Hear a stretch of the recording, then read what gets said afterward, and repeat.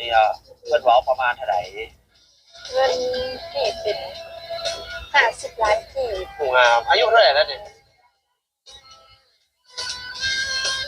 เงินสูงยกสูงไปนี่เลยนะครับผมเงินซานเพิ่นนะครับผู้รัก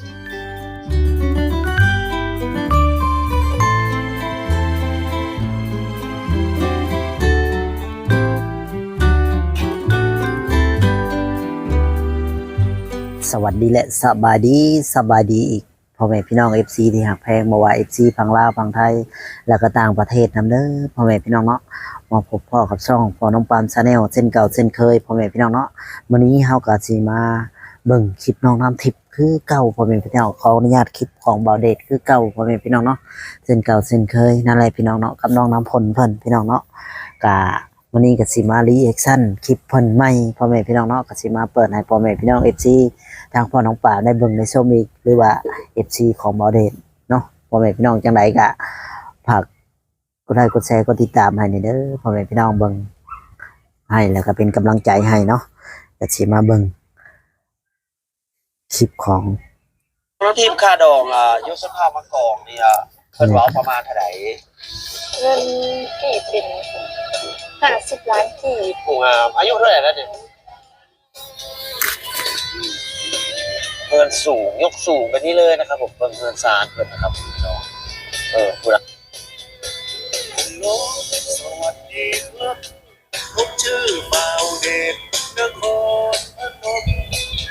ตัวนี้ได้คนหลายเด้อ FC เด้อนะครับผมอันนี้เป็นคนเฒ่ามักกองเนาะสบายดีพ่อแม่พี่น้องมื้อนี้เบาเดชนครพนมครับสาวลาวเฮาเนาะทีมงานบ้านนากายนะครับผมสบายดีน้องทิพย์นะครับผมและก็คุณแม่นะครับผมคุณแม่ชื่อหยังบอกคุณแม่นันทาและก็น้องฝนเด้อพี่น้องเด้อวันนี้นะครับผมสิมาแจกเครื่องแจกของตามหมู่บ้านชนบทเฒ่ามะกอกเนาะวันนี้มากับน้องฝนกับน้องทิพย์กับคุณแม่นั้นเฒ่าปลูกน้ำไปบ่เฮ็ดไร่เฮ็ดนาเนาะมีแต่ทางป่าเดียวนี้แหละทางป้าไปบัดนี้เอาเครื่องมาอันกองรวมนี่ให้เพิ่นเลือกเอาเนาะนี่พี่น้องเพิ่นมาถ่ายแล้วไป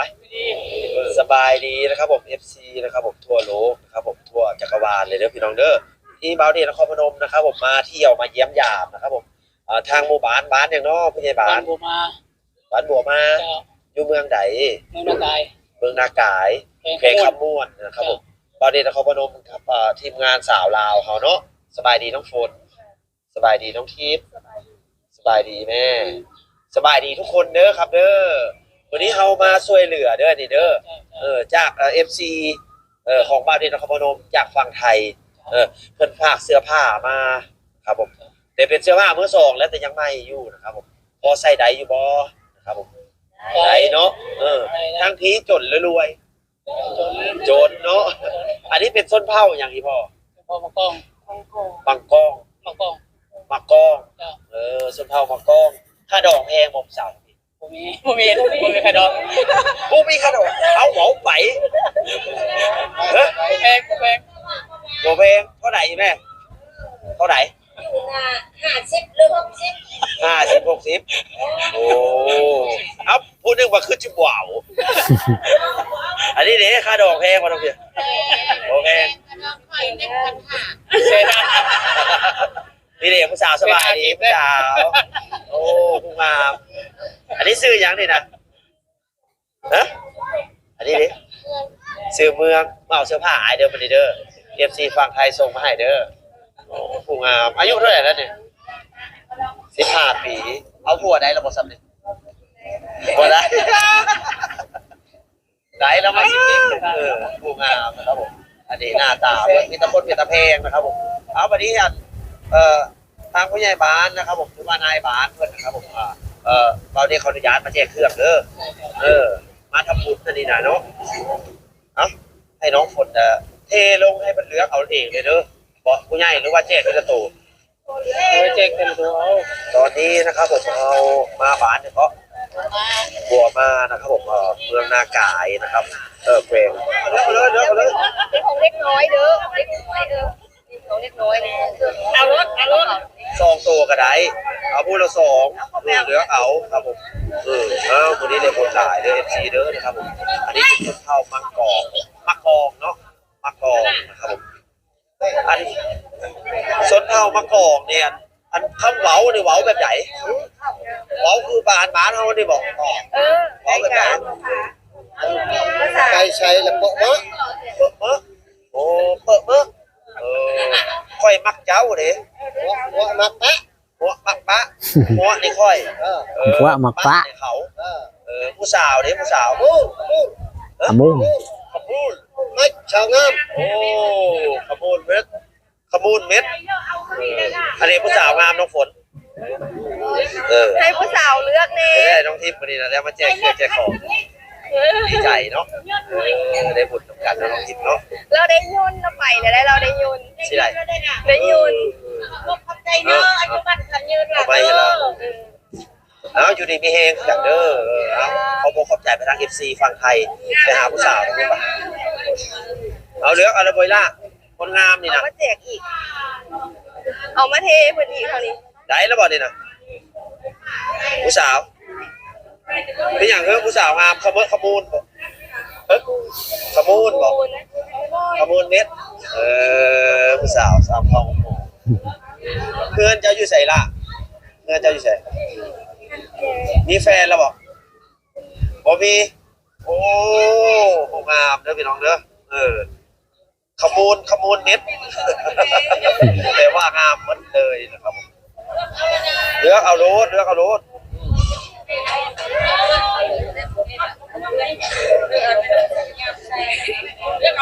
พ่อผู้ใหญ่เอาถ้อยบัวมือเลือกเอาให้หมดเลย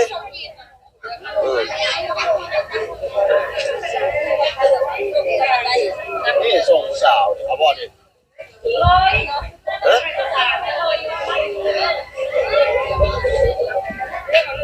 เอาให้งามเลยดิเอาไปยิบใส่เอาครับผมลงกันเลยได้กันเป็นคนหลายเราเลยเป็นนะขนมเลี้ยงแถวนี่นะเจ้าเป็นคนแจกเอาเลี้ยงแถว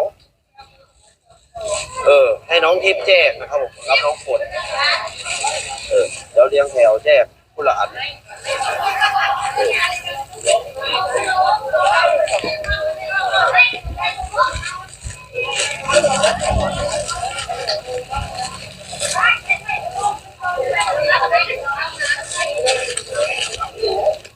เอารถคุณไข่เฮ็ดไข่กระไดข้าวไข่กระยี่น้องเด้อน้องฝนเนาะรู้สึกได้ไหนมาแจกตัวนี้นะดีใจลองดิบเนาะร้านขนมนี่น่ะน้องทิพย์พามาได้พี่น้องหมู่บ้านเนาะหมู่บ้านบัวล่าบัวมาครับผมบ้านวัฒนธรรมนะครับผมเดี๋ยวเขาจะแจกขนมต้อนน้องทิพย์เนาะเป็นกำลังใจให้น้องทิพย์และน้องฝนเดี๋ยวพี่น้องเด้อมาแจกขนมต้อพี่น้องแจกขนมต้อทางพี่เป็นยังทุกยังนะทั้งหมดเป็นส่งเข้ามากองนะครับเอาขนมแม่เอาขนมนะครับผู้ใด FC ผู้ใดใจบุญนะครับต้องส่งเงินส่งทองมาสนับสนุนนะครับอันนี้มาทำบุญนะครับเพราะว่าอยู่วัดที่ว่านะครับแจกคนก็ได้บุญด้วยกันนะครับขอบใจเพิ่นเด้อขอบใจเพิ่นเด้อได้แล้วบ่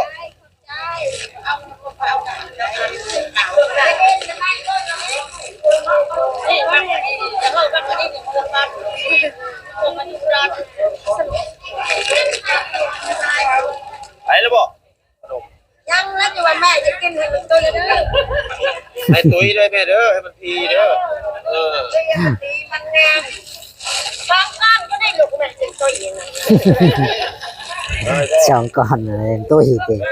กินให้ลูกหลานกินเจ้าก็กินได้ไอ้บ่อันขอบใจภาษาขมูวัดอะไรภาษาน่ะขอบใจคือกันสาว อันนั้นนะคือหลังนะ เข้าใจภาษาเฮาเด้ แม่ บ่ได้ หลัง เราเทิงคือเดียวเนาะ น้องนำทิพย์กับน้องนำผลมาแจกของใส่พันพี่น้อง ขนมซื้อในบ้านเจ้านี่แหละนี่นะเขาล้อคือเขากินอยู่ขนม เอาไปซักสะโกนเราจะได้กับกันว่า เข้าใจนะแม่ไปละคนงามเอาเดียวพ่อบอกผู้เช้า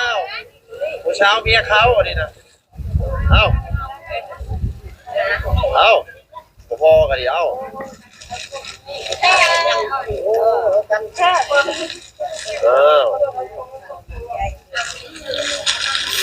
ไปแล้วดิเนาะอันนี้ดีไปแล้วพูดน่ะทำไมเอาเสื้อดำน่ะไปแล้วเด็กชนจะขอผมเป็นกุศลอันยิ่งใหญ่และพี่น้องเด้อทำบุญทำดีเข้าไว้คนเกิดมานะครับได้แล้วหวานตัวหนึ่งก็ดีครับผมพี่น้องอยู่ดีมีเฮงเด้อตั้งใจทำมาหากินบัดนี้นะผลิตลูกได้หลายเด้อเนาะผลิตลูกได้หลายลงไปลงมา เ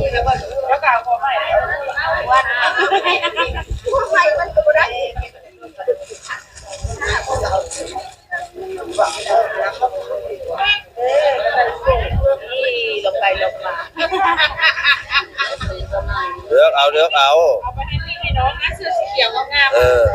แม่จะลูกมันจะรอดนะคะ เดือนหน้าเสียเสื้อกันหนาวว่าแจ้เด้อหนาวอยู่บ่ทั้งพี่น่ะหนาวเนาะ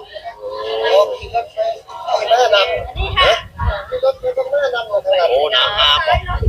หลายนี่ป่าอยู่บ่พ่อ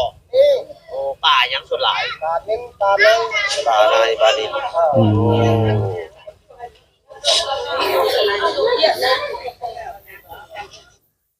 ปลานินปลาในเนาะพ่อแม่พี่น้องเนาะชวนลายก็ได้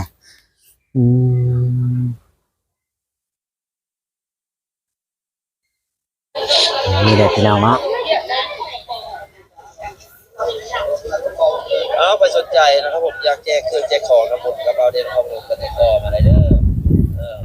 0825614365นะครับผมทำบุญกันเนาะเพราะว่าอยู่วัดอยู่ว่าทำบุญกับคนก็ได้บุญเอาเลือกเอาอีกละเอาให้เบิดแหละเลือกเอารถเขาจะไปอีกหมู่บ้านหนึ่งเนาะก็คือว่าบ้านเพิ่นนั่นชนบทคือว่าบ้านนั่นโพนสวรรค์โพนสว่างไปเข้าไปลึกๆอีกแม่น หมู่บ้านนักกระยักจดกันเนาะชนเผ่าอย่างมะกอกแต่บอกถ้าเรียกมะกอกกันเนาะเอาไปหมู่บ้านต่อเด้อพี่น้องเด้อเดี๋ยวสิให้เป็นขอบคุณใจเด้อที่มาช่วยเหลือพอดีเนาะมาช่วยเหลือมาดีขอบใจทั้งดีมาช่วยเหลือ โอ้ย ให้มาสนุกมาเนาะโดยเท่าหน้าสิมาใหม่เด้อบ๊ายบายเดี๋ยวสิไปหมู่บ้านหน้าต่อเด้อสิ่งมาเฮ็ดลูกนะรับเพชรจะลอยแล้วอันนี้บ่ไอแม็กเจ้านะไอแม็กเนาะถ้าเอาเครื่องจะข้าวเด้อเอาเครื่องก็เด้อเด็กน้อยบ่ไปโรงเรียนเนาะเด็กน้อยเนาะเลิกแล้วผู้สาวบ่มีบ่ทางพี่นี่จะเอาผัวมันแล้วจักปีเอาผัวทางพี่นะจักปีจะปี15-16ปีก็เอาแล้วมีอยู่บ่คนนึงบ่สิหาผู้ชายให้มีแล้วมีบ่หาให้ค่อยได้เด้อเอาโอ้ต่างกันหลายเนาะได้สินอนแล้วเอาเดทไปเลยเด้อบ๊ายบายเดี๋ยวจะไปแจ้งคุ้มหน้าต่อพี่น้องไปสองสาวเอาบัดนี้นะเอาสิไปทางอื่นต่อนะเอาไปเครื่องเอาเก็บเครื่องขึ้นไปหุบเหมือนเสียแก๊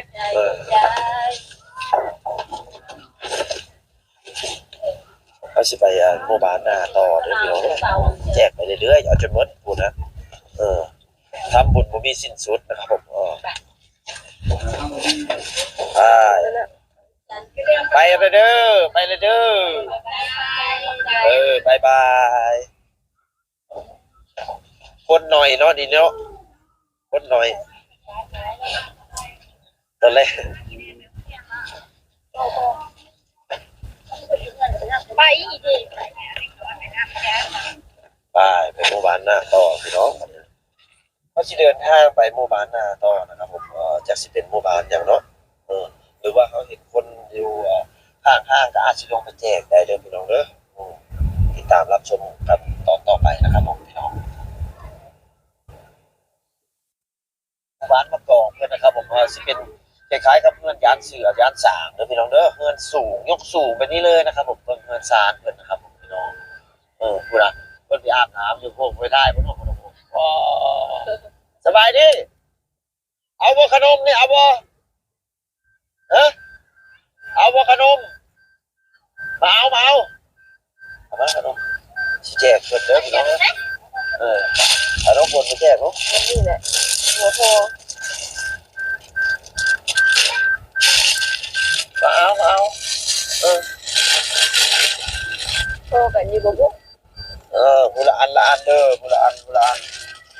มายังมา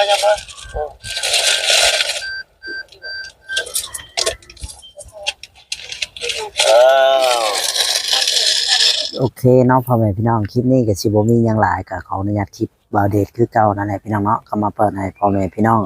ได้เบิ่งได้ชมแล้วก็น้องน้ำพลนำเนาะพ่อแม่พี่น้องเนาะแล้วก็น้องน้ำทิพย์พ่อแม่พี่น้องเนาะจังไดก็คลิปนี้ก็ทางพ่อน้องปามขอจบคลิปลงเพียงเท่านี้ถ้าผิดพลาดประการใดก็ขอโทษขออภัยนำพ่อแม่พี่น้อง FC ที่รักแพงทุกท่านทุกคนที่เข้ามาดูมาชมเนาะช่องพ่อน้องปาม Channel กลับมาสวัสดีและสบายดี